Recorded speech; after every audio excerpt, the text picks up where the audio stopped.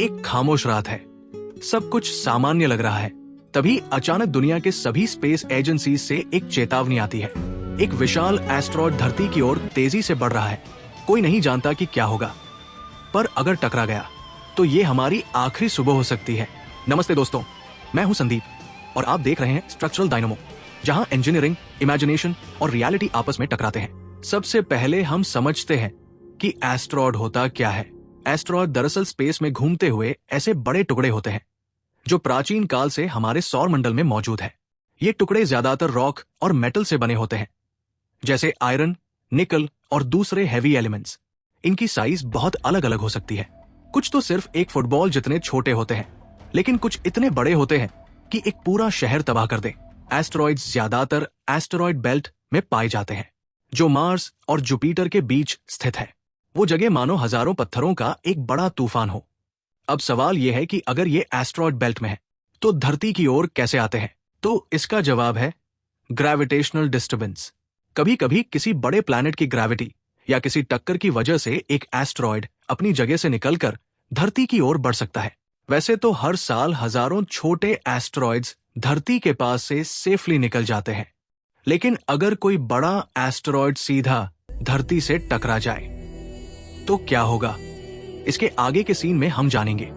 अगर एस्टेरॉयड सीधा धरती से टकरा जाए तो यह सिर्फ टक्कर नहीं होगी, यह होगा एक ऐसा धमाका जो मिलियंस ऑफ न्यूक्लियर बॉम्ब्स के बराबर एनर्जी जनरेट करेगा।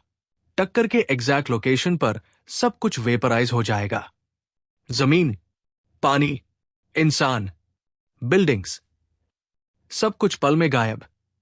और शॉकवेव इतनी तेज होगी कि हजारों किलोमीटर दूर तक की इमारतें गिर जाएंगी, गाड़ियों के शीशे फटेंगे और तेज हवा जलने लगेगी। लेकिन असली डर तो टक्कर के बाद शुरू होता है। जब एस्टेरॉयड टकराता है तो वो एटमॉस्फेयर में इतना डस्ट और डेब्री उठा देता है कि पूरा आसमान धुएं और राख से ढक जाता है। सूरज की रोशनी धरती तक पहुंचना बंद, तापमान गिरता है, एकदम से आइस एज जैसा माहौल बन जाता है। प्लांट्स सनलाइट के बिना फोटोसिंथेसिस नहीं कर पाते, जिससे फसलें बर्बाद और फूड चेन टूट जाती है। फिर आता है ग्लोबल विंटर। महीनों नहीं, सालों तक ठंडी और अंधेरी दुनिया। जानवर मरने लगते हैं, पानी जमने लगता है और इंसान भूख, ठंड और बीमारी से लड़ता है। यानी सिर्फ टक्कर नहीं, उसके बाद की तबाही भी पूरी सभ्यता को वाइप आउट कर सकती है। अगर आपको लग रहा है ये सब इमेजिनेशन है, तो हिस्ट्री में एक बार ऐसा हो चुका है। 66 मिलियन साल पहले एक 10 से 12 किलोमीटर चौड़ा एस्टेरॉयड धरती से टकराया था। उस टक्कर ने डायनासोर समेत 75% स्पीशीज खत्म कर दी थी। मेक्सिको के पास बना चिकसुलप क्रेटर आज भी उस इंपैक्ट का सबूत है।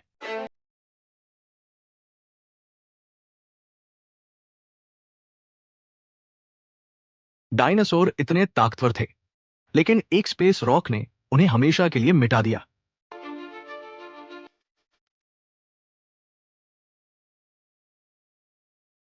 अब सबसे बड़ा सवाल, अगर फ्यूचर में ऐसा कुछ हुआ तो क्या हम बच पाएंगे?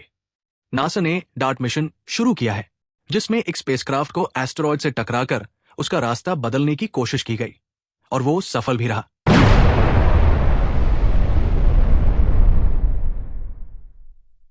हम टेक्नोलॉजी में आगे बढ़ रहे हैं, लेकिन नेचर के सामने अभी भी बेबस है। एक छोटा सा टुकड़ा अंतरिक्ष से आकर हमारे पूरे अस्तित्व को खत्म कर सकता है।